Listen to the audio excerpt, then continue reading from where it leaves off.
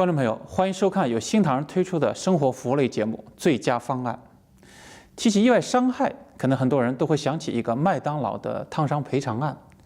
一个美国老人在麦当劳喝热饮时不慎被烫伤，经过意外伤害律师的帮助，一审法院判决麦当劳赔偿这位老人近270万美金。很多华人，特别是新移民，觉得这故事有点不可思议，因为他们对美国的法律并不了解。所以我们今天想让我们的华人观众来了解美国有关意外伤害的法律知识，来让我们了解，如果您在美国不幸遇到了意外伤害，该怎样保护自己的权益。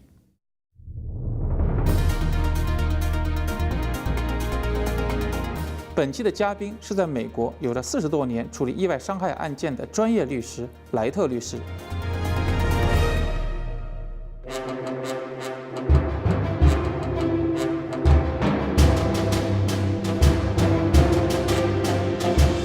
莱特律师告诉我们，意外伤害案件成立必须要有2个条件。首先是要有人受伤，通常是很严重的受伤或死于事故。第2个条件是别人的过错。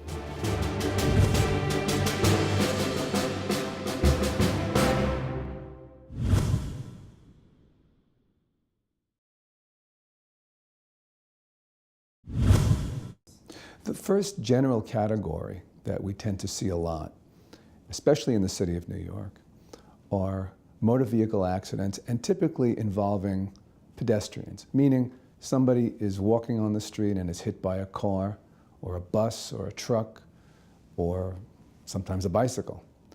And these tend to be very, very serious accidents, as you might expect, because people don't do well when they're struck by motor vehicles. They typically hurt very seriously. We also see cases where there are 2 cars or a truck and a car or a bus, something like that. Some of the other scenarios that you see are what we would call generally premises liability cases. What that means is that someone was injured or fell down in a building or on property, and it results from a defect in the property, either a hole in the street, a hole in the sidewalk, a stairway that is not properly maintained, an escalator, an elevator. We've seen some very serious fatal accidents involving elevators. People in the Chinese community have been killed or seriously injured. And that's another type of accident. There are other accidents that take place, for example, on construction sites or demolition sites. Chinese community people tend to work in somewhat dangerous locations, unfortunately. And if, for example, they fall from a scaffold or they're on a construction job and something falls and hits them on the head, these can result in terrible, terrible injuries and deaths. 其实意外伤害的类型很多，莱特律师只是介绍纽约华人最常见的案件类型，当然还有医疗事故甚至空难事故等等。总之，有关意外伤害的案件的2个关键要素我们还是要抓准。一个是受到伤害，第2个是由于他人过失造成的。那么，如果您发生了这样的事情，就要尽快找律师了。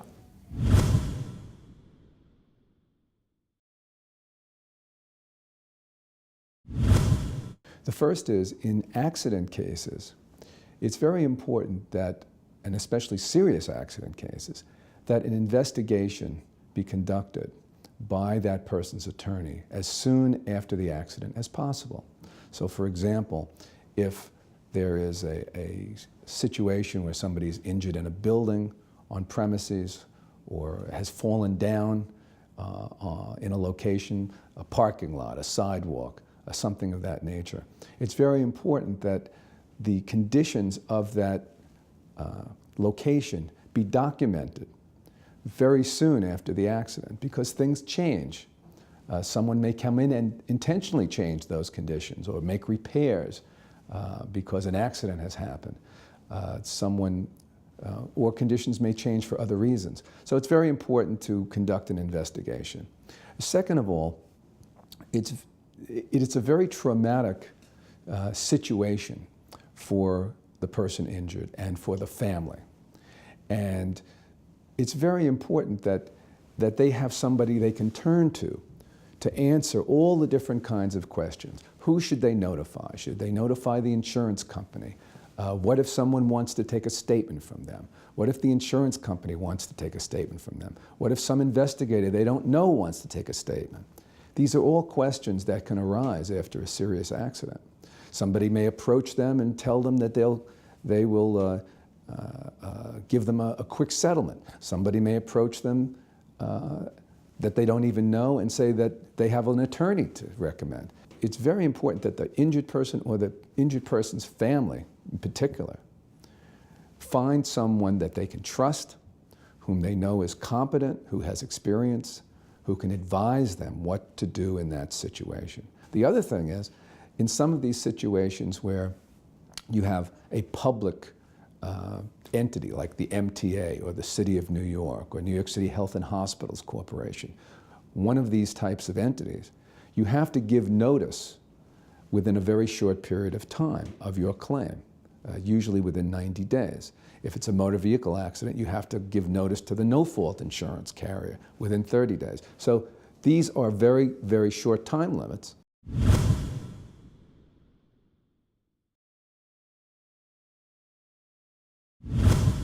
A client, a prospective client, should look for an attorney in a situation like this who really does only this. This is my personal opinion. If a client is looking for an injury attorney, they should find an attorney or a law firm that really does this as a full-time job. Not an attorney that does general practice, someone who does wills and estates and divorces and drunk driving cases. These are different types of cases because that's a person who is more likely to have had the experience necessary to handle a serious case for a family. Number two, the family or the injured person should find out if that attorney has a track record of success.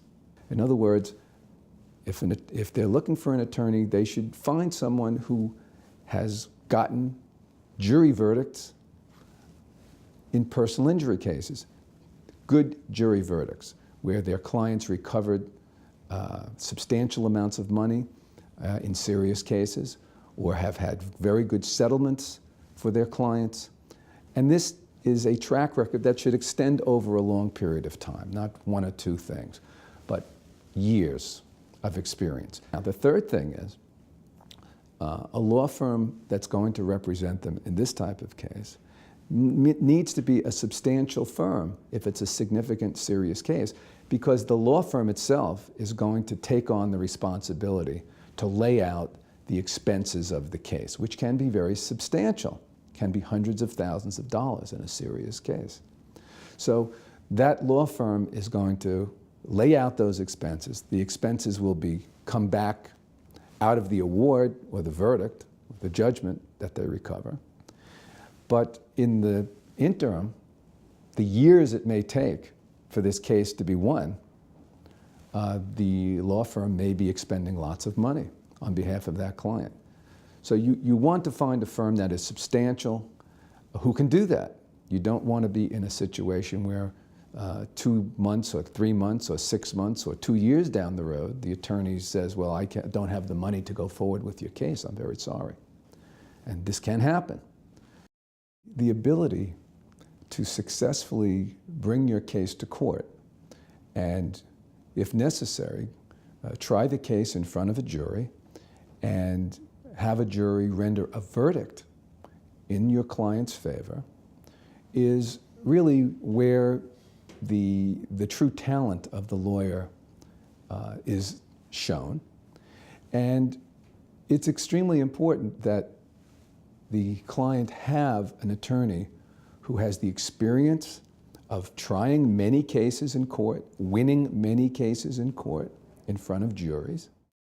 莱特律师告诉我们，律师是否有庭审经验非常重要。如果对方发现您的律师庭审经验很丰富，他们就不敢拖延案件，因为他们知道拖到庭审呢，他们会更被动。因为一般情况下，庭审的赔偿都会比庭下的调解要高。另外，华人还很关注的一个问题呢，就是身份问题。游客或者是非法移民是否可以进行伤害案的诉讼？我们来看看莱特律师是怎么说的。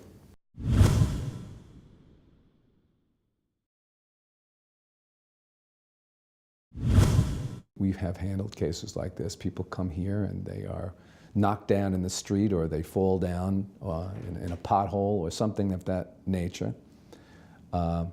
They have the same rights that any citizen of the United States would have, or any permanent resident of the United States would have, to sue in the courts here.